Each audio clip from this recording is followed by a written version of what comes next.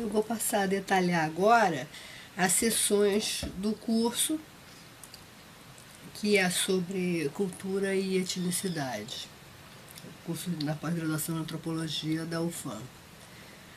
Então, na primeira sessão, eu vou trabalhar as definições de cultura na história da antropologia. Então, eu vou partir da leitura de um texto que já é clássico, do Roque de Barros Laraia, que é o conceito antropológico de cultura. Cultura é um conceito antropológico publicado na Zahara em 2001. E o Roque, ele faz, principalmente a parte que ele faz a história da cultura, que ele sistematiza a trajetória do conceito de cultura na história da antropologia. E então a gente vai ver as definições, ele praticamente reproduz as definições do Kreber, de superorgânico, e dos boasianos, e faz uma relação com a definição de cultura hoje. E o Sidney Mintz, ele vai fazer uma leitura mostrando como que de fato a definição de superorgânico não é propriamente reducionista, porque ele está enfatizando a abordagem da linguagem, do simbólico, e não está negando os outros aspectos, simplesmente está enfatizando o aspecto cultural como superorgânico. O Sidney Mintz, ele é ligado ao que seria uma antropologia marxista, mas ele está enfatizando realmente a questão da linguagem, os processos globais, né? Mas a antropologia, de fato, ela parte de uma análise das relações sociais, mas ele está pensando, conectando isso em termos globais, e ele mostra que o superorgânico, de fato, ele não está descolado do resto das relações sociais. Não uma leitura que ele faz, pelo menos. E na segunda sessão, eu vou desenvolver aí a abordagem das áreas culturais e do contato, as teorias do contato interético no Brasil. Então, eu vou pegar textos que foram produzidos em diferentes épocas. O texto do Roberto Cardoso, que foi publicado no Anuário em 80, sobre etnia e estrutura de classes, a propósito da identidade e etnicidade no México. Foi no Anuário Antropológico 79. E tem a ver com os cursos que ele deu depois na UNB, um texto que já havia sido publicado antes, mas ele publicou no anuário, claro, reformulando, e está relacionado com os cursos que ele deu nos anos 80. Eu mesma fiz o mestrado nos anos 80, e o que é curioso, com o Roberto Cardoso, eu fiz esse curso com ele, e o que é curioso é que nos anos 80 você teve, a partir do final dos anos 70, você teve a emergência do movimento indígena, dos movimentos indígenas do Brasil. Havia já a participação de antropólogos da Comissão Pró-Índio de São Paulo, que participou da fundação da União das Nações Indígenas, foi um encontro promovido pela 79, promovido pela Comissão Pró-Índio, e que a Manuela Carneiro da Cunha, a Lucas Vidal e outros antropólogos participaram ativamente, uma iniciativa que foi indígena, mas de fato eles estavam nesse encontro que era promovido pela Associação Nacional, a Comissão Pró-Índio de São Paulo, e também tinha outras entidades como a ANAI do Nordeste, de Brasília, que também apoiavam. Agora, isso foi em 79. Já nos anos 80, você teve uma série de encontros que foram promovidos por iniciativa dos índios em Brasília. E eu estava na aba regional de Brasília e participei, achava que a aba devia apoiar, e participei do assessoramento da organização desses movimentos. Então, a minha dissertação de mestrado, que eu defendi em 83, ela refletiu justamente esse momento, porque o Nino Miranha tinha sido eleito já na reunião em São Paulo, ele tinha sido eleito secretário ou tesoureiro da União das Nações Indígenas. O Marcos Terena era o presidente, e o Álvaro era o secretário, e o Nino era o tesoureiro.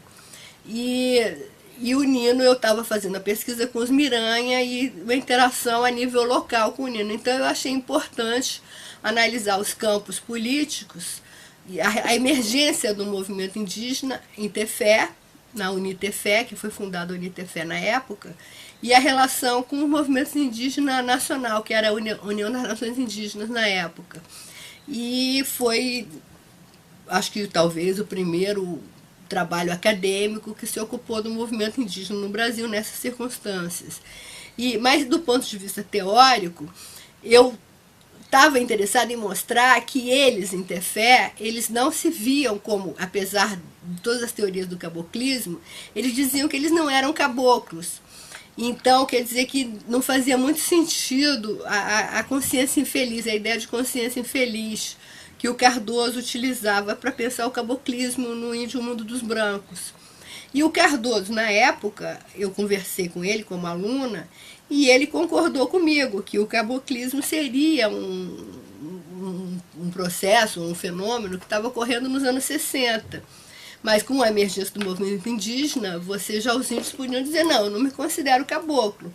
E também eu enfatizei no mestrado a análise política, por um interesse meu, pela minha formação. Eu tinha feito sociologia na PUC, e tinha estudado já disciplinas fortes da antropologia desde o começo, mas também da filosofia política, Michel Foucault, e eu estava interessada na análise política, na antropologia política, e eu enfatizei, e o Cardoso não era o meu orientador, quem o meu orientador foi o Melati, mas o Cardoso estava na banca, e eu fiz 2 cursos com ele, e ele considerou perfeitamente cabível esse tipo de análise política, embora ele não fizesse. Embora depois ele escreveu um artigo sobre a politização das identidades indígenas, mas foi posterior a esse trabalho, que não apenas eu, mas que eu estava fazendo no mestrado. Então a seção 3, então justamente é interessante mostrar esse contexto de as teorias da identidade, como a definição da identidade étnica como relacional, para você definir, você parte da definição de identidade contrastiva, era perfeitamente cabível que isso servisse de instrumento de análise num contexto político de emergência do movimento indígena. Então aí já na terceira sessão, aí eu vou voltar para a gênese da virada cultural, a crítica cultural, e como que o Hall ele analisa que a centralidade da cultura para pensar as revoluções culturais no nosso tempo, já justamente no diálogo com as teorias da hegemonia, da luta pela hegemonia, mas ele está analisando na história os fundamentos teóricos da virada cultural. E o James Clifford, ele também dá os fundamentos da crítica cultural, como que você, justamente na etnografia, cada sujeito tende a se apresentar como portador de uma verdade, detentor de uma verdade. E o Clifford mostra que na etnografia você tem que ver que as verdades são sempre parciais, não só na etnografia, como na teoria. Em geral, você se propõe um trabalho teórico, você vai sempre estar de um lado. Por isso que eu insisto em evitar essas abordagens dicotômicas e maniqueístas, né, de que existe a verdade de um lado e do outro lado não haveria verdades. Você tem que mostrar a relação entre os pensamentos. E a Sherry Ortner, que está trabalhando com a subjetividade e a crítica cultural, eu acho importante porque ela justamente ela faz uma crítica aí ao Bourdieu, a visão sociológica do Bourdieu, de, como se diz, objetivar os sujeitos e a cultura como exterior e moldando os sujeitos. E ela mostra que os sujeitos também, de uma certa forma, interferem na cultura e eles fazem crítica cultural também.